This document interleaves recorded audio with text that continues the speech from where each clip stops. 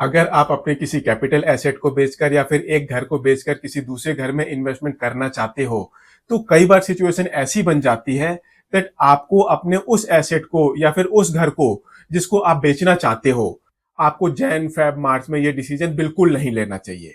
जितना पॉसिबल हो सके आपको इस डिसीजन को डेफर कर देना चाहिए। स्पेशली मार्च के एंड में तो आपको इस तरह के डिसीजंस कंप्लीटली अवॉइड ही करने चाहिए। जितना पॉसिबल हो सके इस तरह के डिसीजंस आपको अप्रैल में लेने चाहिए। इसका एक टैक्स में बहुत बड़ा इंपैक्ट होता है, जानते हैं इस वीडियो में। कहीं मत जाइए, चैनल को सब्सक्राइब कर लीजिए। हम सबको पता है दैट जो भी बड़ी परचेज होती है, घर हो गया, उसकी कंस्ट्रक्शन हो गई, इसको फाइनेंस करने के लिए लोगों को बहुत मेहनत करनी पड़ती है। कई बार लोग लोन लेते हैं, कई बार लोग क्या करते हैं, अपने किसी एसेट को बेच देते हैं उसकी परचेज या कंस्ट्रक्शन को फाइनेंस करने के लिए। कई बार लोग अपने पुराने घर को बेचकर नए घर को बाय कर लेते हैं, नए घर को कंस्ट्रक्ट करते हैं। तो इस तरह की सिचुएशन होती है। बट यहां पर प्रॉब्लम क्या होती है? प्रॉब्लम ये होती है कि जो भी ये आपके एसेट्स होते हैं जिनको आपको बेचना होता है, at the time of sale आपको कई बार बहुत ज्यादा कैपिटल गेन हो जाता है एंड उस गेन पर आपको टैक्स देना पड़ता है। हालांकि इनकम टैक्स डिपार्टमेंट में प्रोविजन होता है, अगर आप अपने एसेट को बेचकर, पुराने घर को बेचकर नए घर में इन्वेस्ट करना चाहते हो, कंस्ट्रक्शन करना चाहते हो, तो वहां पर आपको टैक्स नहीं देना पड़ता, वहां पर आपको टैक्स में छूट मिलती है। बट कई बार लोग यहां पर बहुत बड़ा ब्लंडर कर देते हैं एंड देन वो एक किस्म से फंस जाते हैं। जैसे कि सपोज आपने मार्च के महीने में एक एसेट बेच दिया, अब आपको नया घर खरीदना है, बट आप उस घर को नहीं खरीद पा रहे हो। तो फिर जो पैसे आपको पुराने एसेट्स को बेचकर, घर को बेचकर मिले हैं, आप उन पैसों का क्या करोगे? बिकॉज उन पैसों को आपको कहीं ना कहीं इन्वेस्ट करना पड़ेगा। तो यहां पर इनकम टैक्स डिपार्टमेंट बोलता है, जो भी आपने पुराना एसेट बेचा है, घर बेचा है, नया घर खरीद लो या कंस्ट्रक्ट करवा लो, कोई इशू नहीं है, वो पैसे आप वहां पर डाल दो।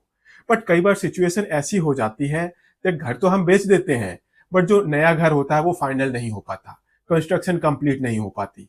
तो यहां पर लोग फंस जाते हैं। फंसते किस तरह से हैं? यहां पर अगर आपने आईटीआर फाइलिंग से पहले नया घर में इन्वेस्टमेंट नहीं करी, तो फिर आपको उन पैसों को कैपिटल गेन अकाउंट में रखना पड़ता है। अगर आप उन पैसों को कैपिटल गेन अकाउंट में नहीं रखते, तो फिर आपको उनके ऊपर टैक्स देना पड़ जाता है। तो यहां पर प्रैक्टिकल सिचुएशन क्या होती है?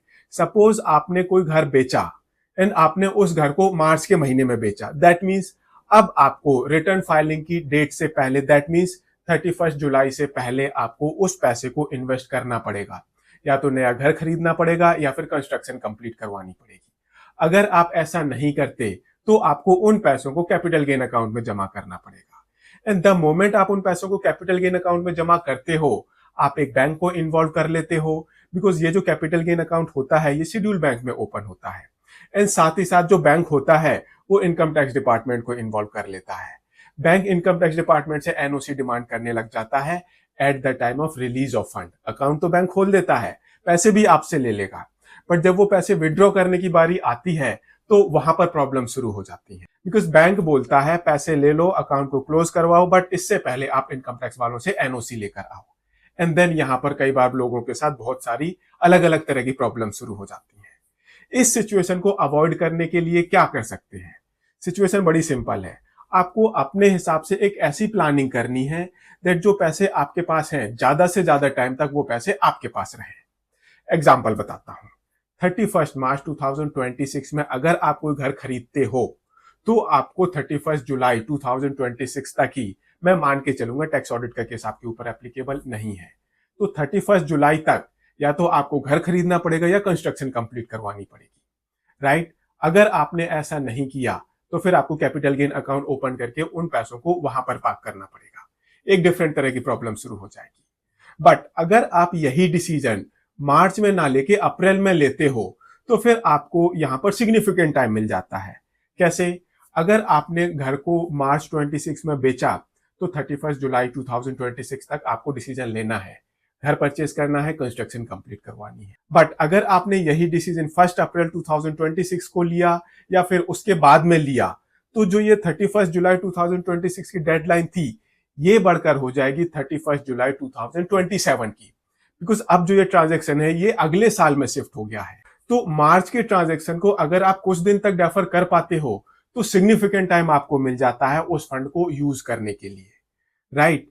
एंड ये एक ऐसा डिसीजन है जो कि काफी सारे लोगों को प्रैक्टिकल फ्रंट पर बहुत ज्यादा हेल्प करता है। And at the same time जहां पर अगर लोगों को पता नहीं होता तो फिर लोग इस तरह की सिचुएशन में फंस भी जाते हैं। आई होप आपको ये वीडियो यूजफुल लगा होगा। एंड अगर आपके साथ इस तरह की कोई सिचुएशन है, आप कोई अपना टॉपिक डिस्कस करना चाहते हो एंड आप हमारे साथ कनेक्ट करना चाहते हो, तो इसके लिए आपको इस वीडियो के डिस्क्रिप्शन में एक गूगल फॉर्म का लिंक मिलेगा। आप उस फॉर्म को फिल करें, हम आपको कॉन्टेक्ट करने की पूरी कोशिश करेंगे। So be careful and see you in the next video. Take care.